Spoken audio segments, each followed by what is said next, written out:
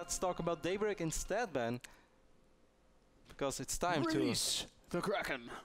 Let's do it. That's what it says on my hand. See? This is all in memory of Munchie. Munchie, this bud's for you. Munchie, the German Protoss player, once upon a time wrote this on his hand. And he kept unfolding his hand on the funniest moments. He was talking about releasing the Kraken on like no. Not in StarCraft II related terms. It was a good time. Sadly for Munchie, he never got to release the Kraken. No, Munchie did not get to release his Kraken that night. Oh. That happens to everybody. You can see, of course, does, man. ODS I got Inca. released the Kraken blocked once. You did? Yeah. By who? I've never told you this story. I don't think so. I can't tell it on the air. It's a terrible story, but I'll tell you after the cast. Okay. I really haven't told you this story? No. About the guy that worked for the Peace Corps? No. Halloween party? No. Oh man, this is such a funny story. Why Guys, you know what? I won't hear it here for you, the community. I'll save this story for our next little show that Kevin and me are going to be doing on Mondays. Oh. Yeah. That sounds good. So look for that to happen in the next week or so. Everybody at home is so relieved right now. It's like, last time MrBitter told the story, it took 7.5 minutes. Man, the story of Candy Shop is awesome, and but not when IdrA is playing. I'm disappointed in you for not appreciating him more. No, I like that if story Candy too. Shop was here, he would 999 punch you in the face. Yeah, but Ben, it's not about that. It's about the fact that it took 7.5 minutes and there was a game going on. Like, no, and you even forgot the punchline. Yeah, I was going to make a point, but I have no idea what it was. Like, I started with a very clear, like, end point in mind, and then I just lost it. Yeah, well, my highlight was you laying on the street, listening to the homeless guy playing American Boy. Was that even the same night? That was the same night, I'm so sure. No, because we went out with the Koreans, and I lost you guys. No, it was the same night. And I found the homeless guy, and I hung out with him, and I just sat there. I was like, they'll find me next to the homeless guy. Yeah, and then the Koreans went home. The Koreans being Ryu and Phoenix, the two guys that lived in Korea. Anyway, Ben, let's focus on this game. As you see, IdrA opening up with his standard, what was it, 14, 15? The standard pull first and followed up with the hatch. He's going to immediately drop the hatch over here, as we saw Inca trying to block his natural. But IdrA is not afraid to take a stand. Not at all. He immediately drops the hatch more I'm not afraid north. to fast expand. Everybody. Throw down the hatch. Release the crack. Where are you going to go with that? If you make drones, you'll have a good eco. Wow. Make the roaches and go, go, go. No. Come on, where's Tempo? Yeah, Tempo, help us out. This was not going well. You know, sometimes when I have these sick rhymes in my mind, but then I have to actually spit them out, and they just don't come out with the same gusto, belief and commitment that I have in my mind. You know, sometimes like when I stream as well, I think like, well, I really nailed this part of the rap, and then I watch the VOD, it's like, God, why do I even talk? I think you're the only guy in the world that streams for 8 hours and then comes to work the next day and watches the VOD of your stream for 8 hours. Well, I have to learn from it. What's wrong with that? And he always like nudges me. He's like, "Hey, watch this. It's really cool." And then he does some like silly thing, and it works, and he wins. So it's like, that's great, Kev. This probe will not fall, so Inca will get the confirmation. Well, he already knew that it was there, but now you actually see that it's up, so no sick cancel. But of course, this is IdrA. He does not do funky stuff like that, or at least not very often. Very seldom does he mix it up. He prefers to play with those strong mechanics and win with his superior, decision making and late game play.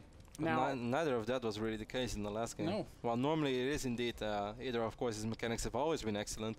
His decision-making has been questioned in the past. But last game, it was neither his decision-making nor his mechanics. I was looking around at his queens and stuff, and they were all very high on energy, and it really makes me kind of question. Well, let's just have a little conversation, Kev. Yes. What is the right way to practice StarCraft II?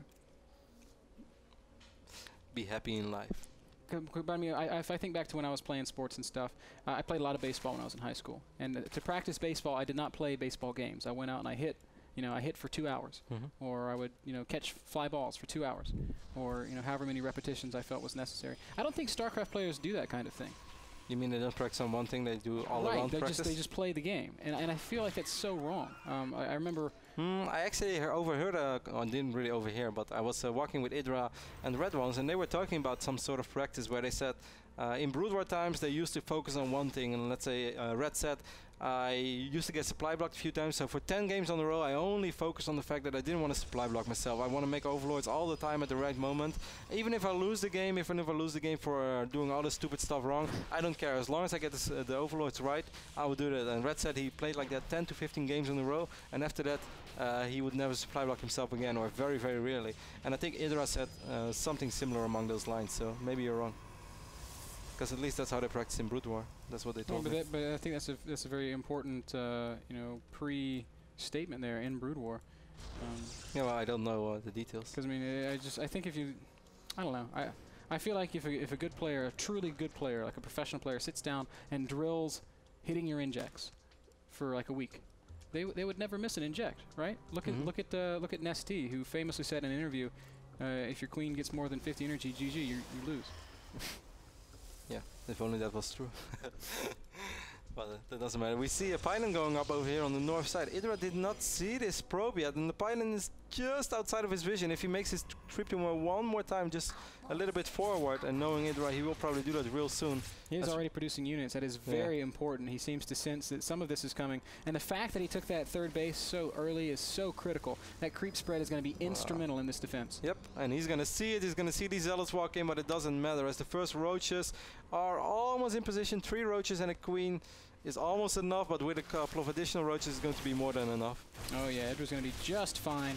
And we'll see if he's able to control this a little bit better than Zikdomini did when Bishu was using similar kinds of pressure. And in fact, IdrA loses absolutely nothing, forcing Inca to turn around. Inca, again, showing some great awareness, backs off before losing really much of anything. Lost a Zealot and a Probe, and that is all. And IdrA actually does not have a Zergling or a Zergling anywhere near the third base of Inca, so Inca's going to be able to get this up relatively quick. This is a nasty supply block though that Inca is at. 76 out of 76, just now starts the pylon, and Nexus takes 25 additional seconds as well, so that's a pretty big mistake. Of course he's probably just going to dump all that money into more gates by creating a little bit of a wall and cannons over here, but still, that's not how you want to do it. Timing is going to be critical. Those cannons finish just in time for the Zerglings. And IdrA is going to back off of that. Confirms that the third is there, but that's all he's going to be able to see. Immediately starts 10 drones. I think that's a pretty smart choice. Drops the infestation pit. We're going to see him once again going up to Hive. And the question will become, will he be able to get the Broodlords out prior to Inca's big push? I think he will. This time he's going to take the fourth base immediately as well. Infestation pit is on the way, and is he already upgrading to Hive? No, not yet, but I think he's going to be more than fine. He's going to have a sick economy. He's still producing drones, and I cannot imagine that he won't make spine crawlers this time. Actually, Ben, he's starting to research at least Overlord speed. No drop yet, but Overlord speed is on the way. IdrA regularly gets Overlord speed. It's such it's a really powerful scouting tool. And I mean, he said even in the beginning of the life of StarCraft II that it's one of the most important upgrades that a Zerg player can get. Man, Inca supply blocked himself again. Sorry to interrupt you, but it's gonna again take 10 to 15 seconds before he's able to create units. In the meantime, he's gonna use this, I guess, this bloom of resources to throw down his Twilight Council, his Robotics Bay, and establish that economy down here at the third base, getting double assimilator as well. So his money's not going to peak up in spite of the supply block, not too much at least. IdrA's right now at 79 drones, as we saw him. He did upgrade right now to Hive, and Spire is on the way as well, his first Spire. Doesn't really get any spine crawlers yet, nor does he have a very scary army, but neither does Inca. Inca has a lot of sentries, and IdrA gets a little scout off over there with that Ling. But that's a very important scout, because that's going to make him feel good about all the infestors that he's going to make. Look at this. It's going to be like, oh yes. Like these Zerglings, they look at these sentries and they think, soon. Just like Mikaela. You know? I know exactly what you're talking about, Kev. Inca's pushing with 2 Immortals and all of this Sentry Stalker. And Kevin, I think this is a great timing for him to go do this. Right now, IdrA doesn't have much out on the map at all. 4 Infestors. Hallucination is upgraded as well, so he's going to spawn a Fake Phoenix. IdrA, you're going to really have to make units now. You have 1700 minerals, and that's exactly what he does. Roaches. And 22 Lings on the way. But if Inca goes for it right now, he might be able to pick up the Infestors. That would be a really big loss. This is a pretty nasty little poke here. Force fields are going to go down, sectioning off with some roaches. Not the best, but good enough to force IdrA back. Fungo's buying a little bit of time right now. Great Fungo right there by IdrA. Once more, he's going to land that Fungo. Oh, but now they all get trapped, and the Infestors are all going to go down. Here comes the entirety of IdrA's army.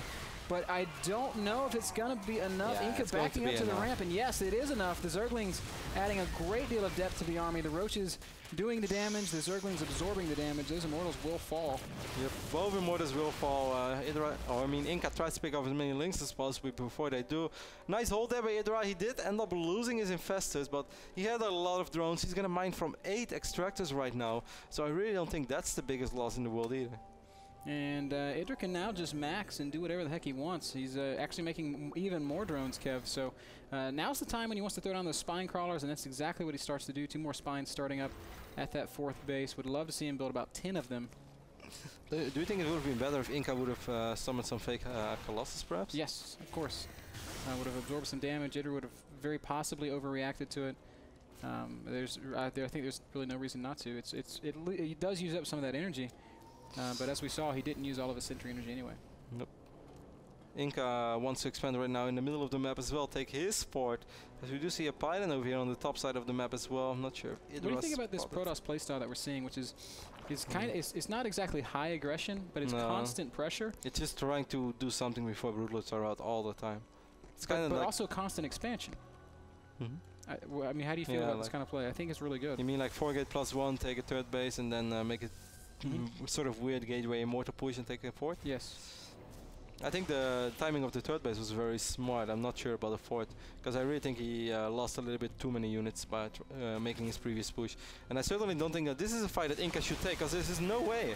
Oh, there's a lot of Corruptors in the mix, and they're going to kill these Colossi pretty quickly. It's also a very awkward angle for Inca. This is a terrible fight for Inca. There's no way that he's going to be able to deal the damage that he wants to deal over here. Ends up losing all the Colossus, and he loses a lot of Stalkers as well. IdrA is losing quite some units now too, but it's really okay because the units that IdrA lose are a lot cheaper than the units that Inca's losing. That's right, and 66 Zerglings. Well, for starters, these spine crawlers are never going to be broken with just pure Stalker, especially with the 66 Zerglings that are on the way. Inca is going to continue pouring on the pressure, using these Blink Stalkers. Ooh, pretty well. He's actually taking minimal damage, and because he's able to fight these spines one at a time, he's actually going to pick off the hatchery here. Yeah, but if he's going to end up losing all the stocks, it's still not worth it. Great fungal right there by IdrA. Fantastic fungal. It's going to swarm around all these stalkers. Zealots are going to help in a lot as well. These are +2 Zealots. Whoa, another good blink behind that wall of Zealots. But IdrA has so many units, and again, Roaches are here to supplement. Oh, nice forward blink actually. A lot of those Infestors are going to fall. 2 or 3 Infestors did fall there.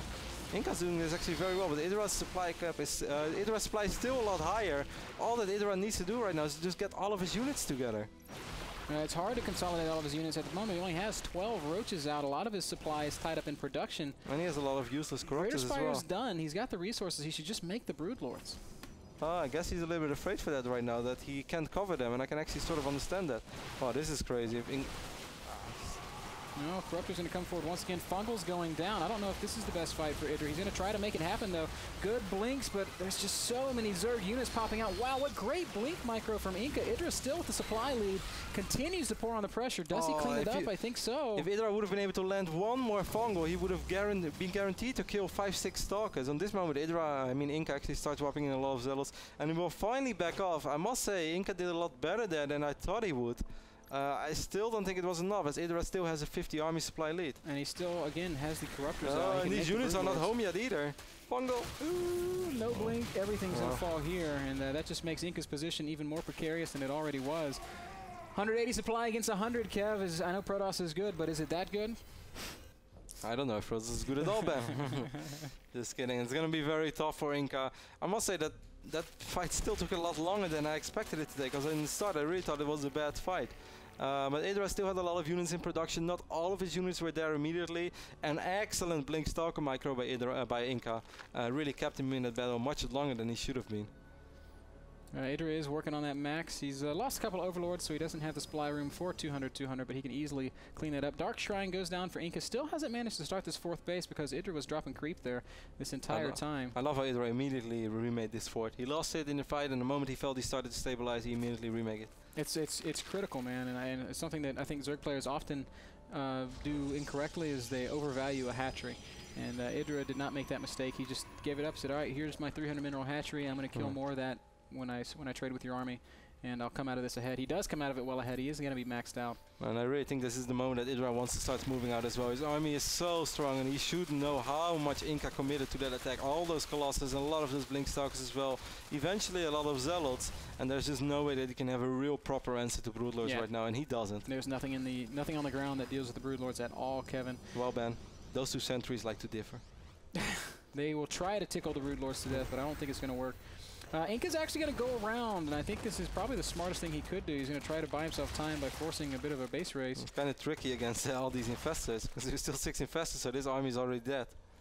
Oh dear, and here we are. This will be the... Ooh, that's a good blink. Does he kill any Broodlords? Maybe one of them will fall. But unfortunately, like you said, the fungal is so key. The Broodlords will just... well, this Protoss army is just going to disintegrate underneath the Broodlord fire. Immortals fall, Sentries fall, Stalkers blink away. But Inca's going to need a lot more of them than he has if he's going to have any hope of stopping this attack. Yep, just a couple of Stalkers remaining. Forward blink, but now the fungal is going to land. All these Stalkers will die to the Zerglings, Broodlings, and a couple of these Roaches as well. One more Colossus is in the mix for Inca, but if IdrA just keeps storming forward and just keeps pushing on, there's just nothing that the Korean Protoss player can do against our North American Zerg. Yep, 4th base is now under fire. IdrA staying maxed. Inca stand at about 100 supply. Just can't seem to find the time. Fungal, resources. Sick fungal. Yeah, fungal's absolutely everything, and that is probably going to be the last fight we see in this game. That's all he wrote. At least the Colossus. It's all over but the crying, Kev. These Stalkers are still riding. They're like, I didn't hear the fat lady sing yet. This ain't over. We're coming back. I don't think they might get really angry at this Overlord and kill it. Do you think that's gonna happen? Oh, the Zergling. Hate crime, man. Inca just hangs in there. It's gonna lose the cybernetic score as well. IdrA still has a very big army. He is maxed out, still has 2,000 minerals in the bank. A much better game 2 from IdrA than we saw from IdrA in game 1. Running around with some DTs on either side of the map, Kev. I guess that's the one thing he's kind of hoping might save him. And it's very likely. Yep, if they kill everything before he loses everything, it's possible. Although highly, highly unlikely. Queen gonna be picking away at these DTs. Queen is gonna transfuse this hatch. I know IdrA wants to do it. He's gonna wait for the very last moment. Like 3, 2, 1, transfuse. Oh, yeah. Boom. One more. Oh, so close yet so far. Saves it. Mind games, man. Protoss cannot transfuse. That Nexus has fallen. You know, Protoss could transfuse in Brood War. Shield battery. That's right. I've heard about that. That's right. Not a forward blink for a couple of Stalkers. IdrA, I mean Inca really hanging in there trying to make something happen, but this Zerg army is just way too big. Nothing is ever going to happen. These 4 Stalkers, Ben, even they gave up the war. They're like, hey man, I really don't think this is going to work. Dark Templars still do believe in it, as there's not a single bit of detection over here. Stalkers have retired. They're like, hey, where's my Warp Prism to Daybreak? Or not Daybreak. Shakuras. Or Belshire Beach. Belshire Beach. Winter or summer, it doesn't really matter. IdrA is starting to get very confused as well. Wondering what it Obviously he doesn't know about the 12 o'clock and 6 o'clock expansions that Inca has right now. He doesn't know about the 4 Stalkers that might still come back. Inca calls GG and IdrA wins game 2 on Daybreak. Much better game 2 from IdrA. Typical IdrA fashion there. Dominates through sheer force of macro and then throws in the happy little question mark. He has just released the Kraken. It was good. But still not flawless, I think. It was still a little bit closer than it should have been, but it was a lot better than game 1 was, and IdrA just defeated the Korean Protoss. That's always good. Yes, he did. Big step forward.